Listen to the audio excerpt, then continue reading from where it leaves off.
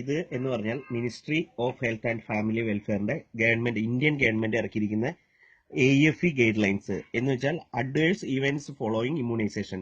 അതായത് നമ്മുടെ കുട്ടികൾക്ക് വാക്സിനേഷൻ എടുക്കുമ്പോൾ ഉണ്ടാകുന്ന പ്രശ്നങ്ങൾ, ആ പ്രശ്നങ്ങൾ എങ്ങനെ കൈകാര്യം ചെയ്യണമെന്നും, ആ വാക്സിനേഷൻ എന്നാൽ 100% സേഫ്റ്റി അല്ല എന്നും, പല കുട്ടികൾക്കും അത് മാരക സൈഡ് എഫക്റ്റുകൾ ഉണ്ടാക്കുന്നുവെന്നും, വാക്സിൻ സേഫ്റ്റി ആണെങ്കിലും വാക്സിനിൽ ഉപയോഗിക്കുന്ന പ്രശ്നം മറ്റുള്ള പ്രശ്നങ്ങൾ കൊണ്ട് ഇത് പല കുട്ടികളും മരണപ്പെടുന്നുണ്ടെന്നും, പല കുട്ടികൾക്ക് ഓട്ടിസം, മന്ദബുദ്ധിയും, പിന്നെ അതുപോലെ തന്നെ പല പല പ്രശ്നങ്ങളും സംഭവിക്കുന്നുണ്ടെന്നും, ഡെത്ത് വരെ സംഭവിക്കുന്നുണ്ട്. അപ്പൊ അതിനുവേണ്ടി അത് വാക്സിനേഷൻ കൊണ്ടാണോ എന്ന് അറിയുന്നതിന് വേണ്ടിയിട്ട് വേൾഡ് ഹെൽത്ത് ഓർഗനൈസേഷന്റെ കെയർ ഓഫിൽ ഇറക്കിയിരിക്കുന്നത്. എല്ലാ രാജ്യങ്ങളും അത് അംഗീകരിച്ചുകൊണ്ടെന്നാണ് നിയമം. അപ്പൊ ഇത് വേൾഡ് ഹെൽത്ത് ഓർഗനൈസേഷന്റെ നിയമമാണ്. വേൾഡ് ഹെൽത്ത് ഓർഗനൈസേഷനിൽ നിയമപ്രകാരം ലോകത്ത് മൊത്തം ഈ നിയമം പാലിച്ചുകൊള്ളണമെന്നാണ് ഇതിന്റെ നിയമം. അപ്പൊ ഈ നിയമത്തിൽ പറയുന്നത് കൃത്യമായി ഇത് റിപ്പോർട്ട് ചെയ്യണം. അതായത് നമ്മളൊരു കുട്ടിയെ വാക്സിനേഷൻ എടുക്കുമ്പോൾ അതിനു മുമ്പ് ഡോക്ടർ പരിശോധിക്കണമെന്നും, ഡോക്ടർ പരിശോധിച്ചതിന് ശേഷം മാത്രമേ കുട്ടിക്ക് വാക്സിനേഷൻ നൽകാവൂ എന്നും, ഇനി നൽകി 102 ഡിഗ്രി പനി വന്നാൽ പോലും അത് AFE കേസായി പരിഗണിച്ചുകൊണ്ട് ജില്ലാ മെഡിക്കൽ ഓഫീസറെ അറിയിക്കണമെന്നും, ജില്ലാ മെഡിക്കൽ ഓഫീസർ തന്നെ ഇതാണ് റെക്കോർഡിംഗ് ആൻഡ് റിപ്പോർട്ടിംഗ് ഇൻവെസ്റ്റിഗേഷൻ, എങ്ങനെയൊക്കെ റിപ്പോർട്ട് ചെയ്യാം എന്നുള്ളതാണ് ഇതിൽ പറയുന്നത്. അപ്പൊ ഇതിലെ ജില്ലാ മെഡിക്കൽ ഓഫീസർ വീട്ടിൽ വന്ന് കുട്ടികളെ നിർബന്ധിച്ച് പേടിപ്പിച്ച്, ഇല്ലെങ്കിൽ റേഷൻ കാർഡും കട്ട് ചെയ്യും, നിങ്ങൾ അറസ്റ്റ് ചെയ്യും എന്നൊക്കെ പറഞ്ഞ് പേടിപ്പിക്കുന്ന ഈ വെൽത്ത് വർക്കേഴ്സ് 24 മണിക്കൂറിനുള്ളിൽ അതാത് ഹോസ്പിറ്റലിൽ അറിയിക്കണമെന്നും, അവിടുന്ന് ജില്ലാ മെഡിക്കൽ ഓഫീസർ അറിയിക്കണമെന്നും, 24 മണിക്കൂർ അതിനുള്ളിൽ സ്റ്റേറ്റ് കമ്മിറ്റിനെ അറിയിക്കണമെന്നും, പിന്നെ അത് ഇന്ത്യ ഗവൺമെന്റിനെ കേന്ദ്രത്തിലേക്ക് അറിയിക്കുന്നതാണ് നിയമം. എന്നാൽ ഈ നിയമം ഒന്നും ഇവിടുത്തെ സർക്കാരും അറിഞ്ഞിട്ടില്ല.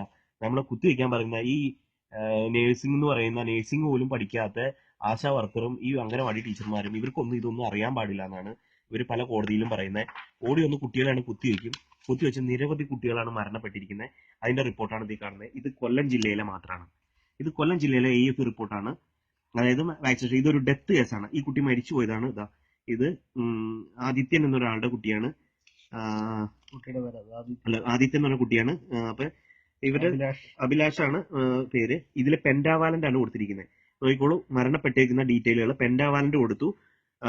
ഇതിൽ രസകരമായ സംഭവം അതല്ല, ഇതിൽ പെന്റാവാലന്റ് കൊടുത്തു. ഇത് ഈ ടൈമിൽ കുട്ടി മരിച്ചിട്ടില്ല. കണ്ടോ, ഇതിന്റെ റിപ്പോർട്ട് ഇതാ നോക്കിക്കോളൂ. ഇത് കുട്ടി സ്റ്റിൽ ഹോസ്പിറ്റലൈസ്ഡ് എന്ന് ഓർത്തിരിക്കുന്നത്. അതുകൊണ്ട് മാത്രമാണ് ഇതിൽ വാക്സിനേഷന്റെ പേര് കൊടുത്തിരിക്കുന്നത്.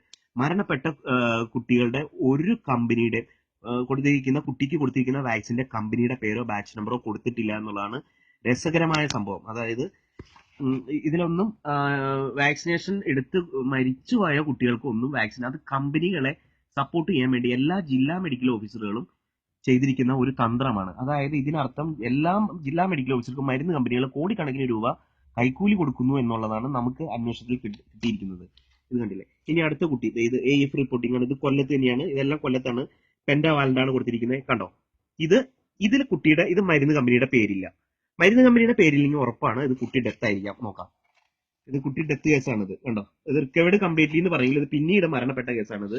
അതുകൊണ്ടാണ് അവർ അങ്ങനെ കൃത്യമായിട്ട് കൊടുക്കാത്തത്. ഇത് അങ്ങനെയുള്ള കേസുകളൊന്നും പല കേസുകളും റിസീവ്ഡ്, അതായത് രക്ഷിതാക്കൾ കേസിന് പോകും അല്ലെങ്കിൽ എതിർക്കും എന്ന് പറയുന്ന ആരുടെയും കേസിൽ കൊടുത്തിട്ടില്ല. ഇത് വേറൊരു കുട്ടിയുടെ കേസാണ്.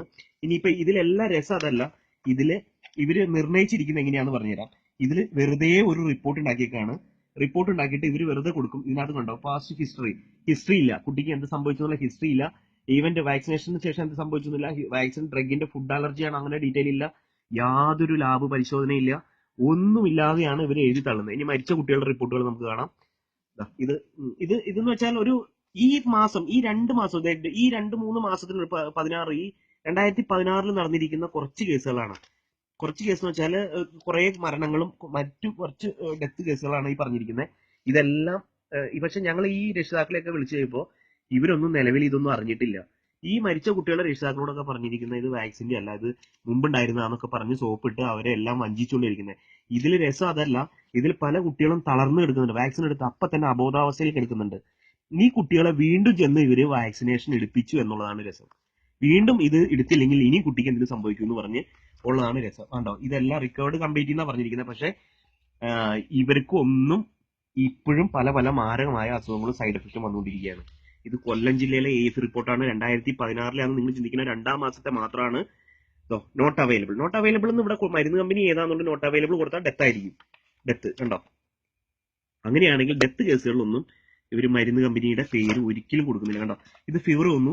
ഇനി ഈ പനി വന്നതിന് ശേഷമാണ് സംഭവിച്ചിരിക്കുന്നത് ഫോളോയിങ് ഇതെല്ലാം പെൻഡാവാലന്റ് ആണ് നടന്നുകൊണ്ടിരിക്കുന്നത്. പെൻഡാവാലന്റിനെ പറ്റി നിരവധി സംഭവങ്ങൾ ടി വിയിൽ വന്നിരുന്നു.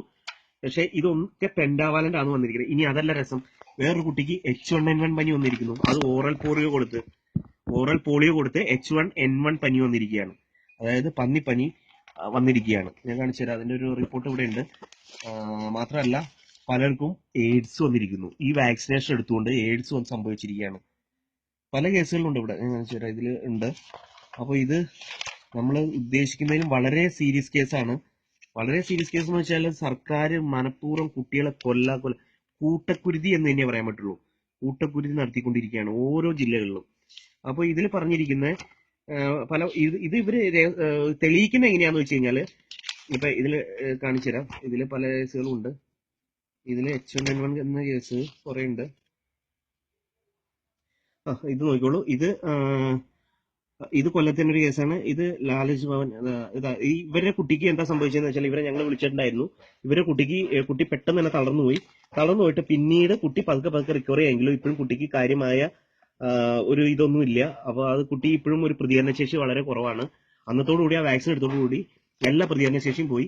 പക്ഷെ അവരോട് പറഞ്ഞിരിക്കുന്നത് വാക്സിൻ അല്ല, വീണ്ടും എടുക്കാൻ പറഞ്ഞപ്പോൾ വന്ന് നിർബന്ധിക്കുകയാണ്, അല്ലെങ്കിൽ കുട്ടീനെ സ്കൂളിൽ കയറ്റില്ല എന്നുള്ള ഭീഷണി മന്ത്രി പറഞ്ഞിരുന്ന വാർത്തയും കാണിച്ചു കൊടുത്തു. മനുഷ്യാവകാശ കമ്മീഷനും കുട്ടികളുടെ കമ്മീഷൻ എല്ലാം പറഞ്ഞിരിക്കുന്നു, ഇനിയും വാക്സിൻ എടുത്തില്ലെങ്കിൽ കുട്ടീനെ അറസ്റ്റ് ചെയ്യും. അപ്പൊ ഇവർ ചോദിച്ചു കുട്ടികളോട്, ഈ കുട്ടീനെ ഇനി എടുക്കണമെന്ന് ചോദിച്ചു. എന്നാൽ അവര് വീണ്ടും ഭീഷണിപ്പെടുത്തിക്കൊണ്ടിരിക്കുകയാണ്. നമ്മുടെ ജനാധിപത്യത്തിന്റെ നമ്മുടെ